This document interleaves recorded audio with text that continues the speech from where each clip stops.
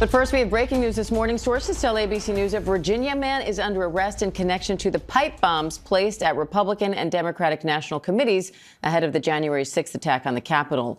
Investigators have been trying to crack this case for almost 5 years now, even offering a $500,000 reward. Now sources say a suspect is in custody. Chief Justice correspondent Pierre Thomas and ABC News contributor, former FBI agent Brad Garrett, are here for more on this. Hi, Pierre. What's the latest on this arrest? Diane, after nearly 5 years and countless hours, the FBI may have solved one of the most frustrating mysteries of Washington, D.C. in recent memory. Sources telling ABC News federal authorities have arrested a Northern Virginia man in connection with the placement of 2 potentially dangerous pipe bombs outside of headquarters of the Republican and Democratic National Committees the night before the January 6th attack on the U.S. Capitol. Sources tell us the suspect was arrested at his home this morning.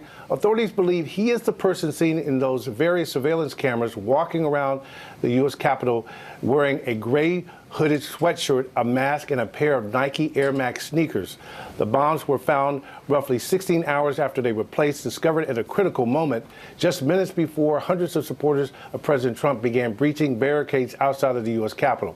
Concerns that the bombs were somehow related to the riot complicated an already harrowing moment and prompted a massive response.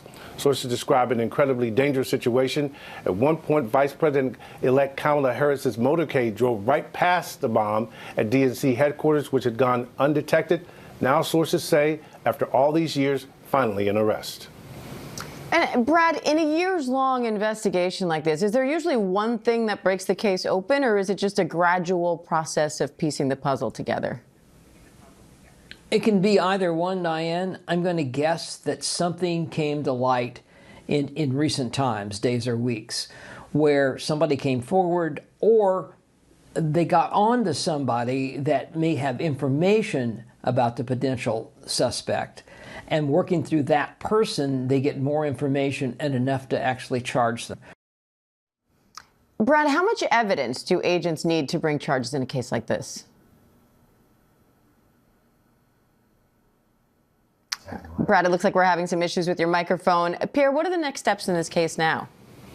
Well, we're expecting a press conference later this afternoon at DOJ where we expect the critical information, the details.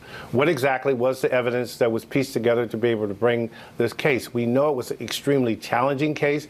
The suspect, as I said, was wearing a mask, had a hoodie on, was completely covered. At the time, they spoke of no DNA evidence left behind.